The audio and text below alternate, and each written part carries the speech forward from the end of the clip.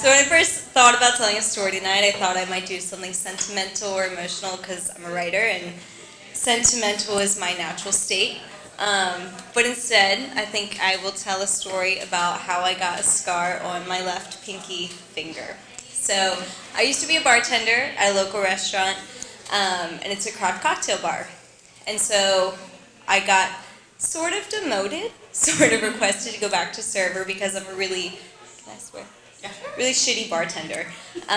Because I'm not very good with people, not very good with crowds, and so I asked to go back to serving. But when I was training as a bartender, I was warned by all the veteran bartenders who trained me to be careful of the vegetable peeler.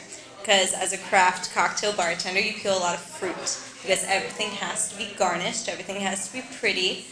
So we peel lemons and oranges and blood oranges. And so I was like, it's a vegetable peeler. I'm not going to call myself a vegetable peeler. I'm a vegetarian. I peel vegetables every day. And one night, we were slammed. We were making cocktails, and I was happy because I was doing great. And the bartender who was training me was talking to all the people, so I didn't have to do that part. And so we're just slinging cocktails, and I'm making a cocktail. I don't remember what I was making, but I was peeling stuff and shaking and stirring. And I go to peel a lemon, and along with the lemon, I peel my finger. And I look down, and the lemon had just detached from the fruit, and so did a huge chunk of cartilage out of my pinky. And there was blood running down my wrist, running into the sink, dripping onto the floor. And so the bartender who was training me, she's shaking and shaking, and she looks over, and she goes, do you have that drink? And then keeps shaking, and then goes, holy shit!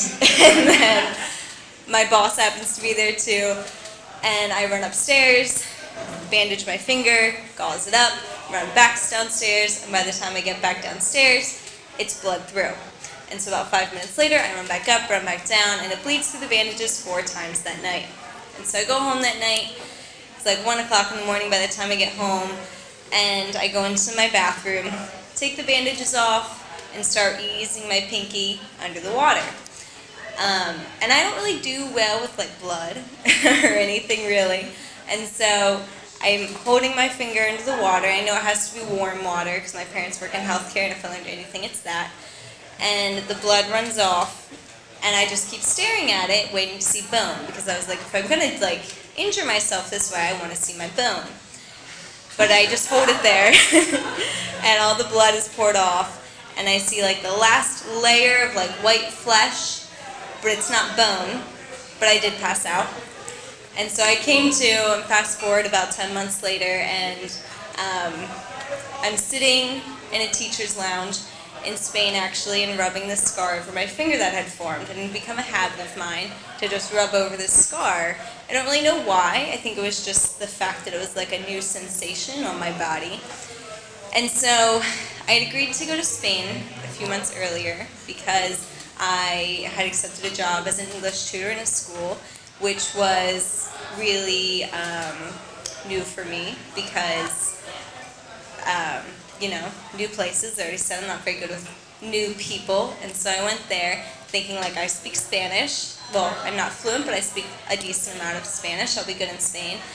And I got placed in the Catalonia region of Spain, where they speak Catalan. And I don't know a word of Catalan because it sounds like Spanish and French and Italian all kind of like rummaged together. And so I'm sitting in this teacher's lounge in this high school in Catalonia, just rubbing over my scar. And all around me, all the teachers are kind of having their conversations with each other. Some are speaking broken English to me. I'm speaking broken Spanish to them.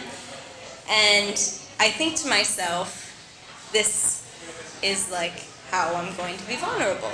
Like I finally learned that being vulnerable and being open to new people is literally, kind of metaphorically, chunking out your cartilage and just leaving it there. And so I stayed there for a few months, lived with the host family, met a bunch of new people, was in a bunch of crowds, did a lot of things that made me a really shitty bartender in the first place. And so I guess the moral of my story is it did come back full circle to a sentimental writer thing. And if anything about vulnerability, It's literally letting pieces of your guts lie around in sinks and floors and stink. Thanks.